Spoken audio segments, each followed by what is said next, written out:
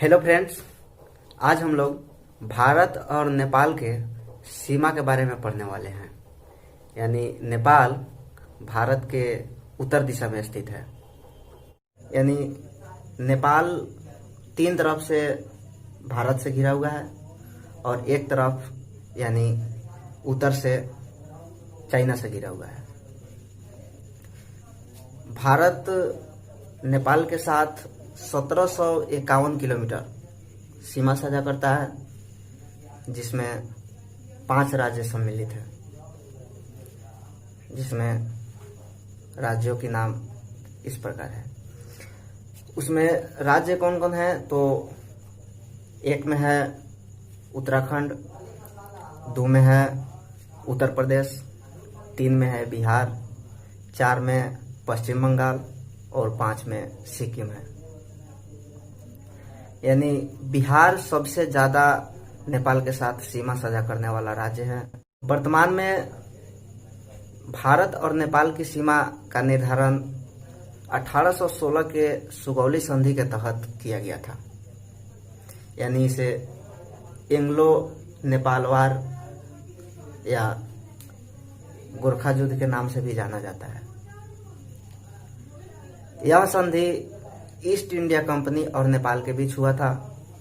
आप लोगों ने हाल ही में सुना होगा कि नेपाल अपने संसद में एक विवादित नक्शा पास किया है, जिसमें भारतीय क्षेत्र लेपुलेख दर्रा, काला पानी तथा लिम्पियाधुरा को, जो उत्तराखंड राज्य का पिथौरागढ़ जिला का हिस्सा है, उसको नेपाल अपना दार्चुला जिला का हिस्सा मानता है।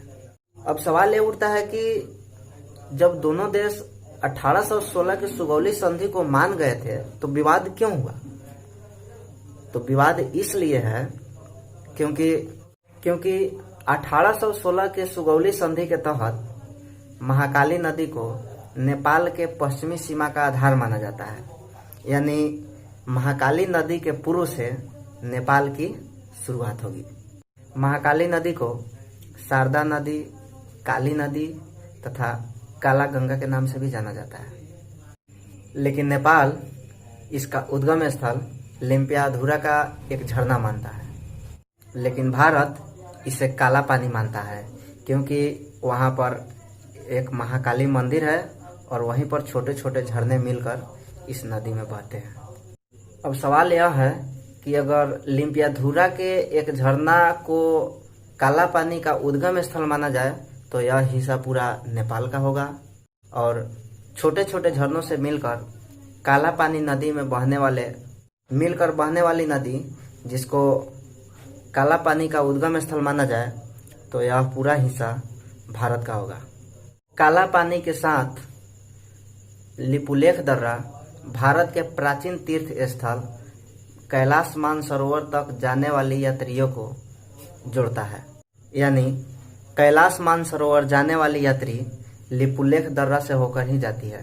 ये भारत के साथ नेपाल और चीन के सीमा को भी छूती है।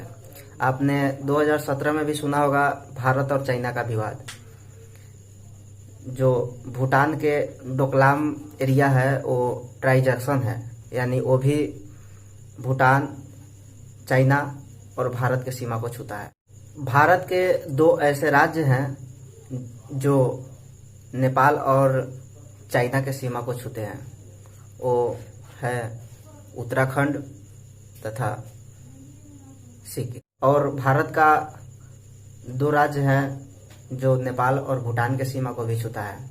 वो है पश्चिम बंगाल तथा सिक्किम। नेपाल, भूटान तथा बांग्लादेश के सीमा को साझा करने वाला भारत का एकमात्र राज्य है पश्चिम बंगाल, तथा नेपाल, भूटान और चीन से सीमा साझा करने वाला एकमात्र राज्य है सिक्किम।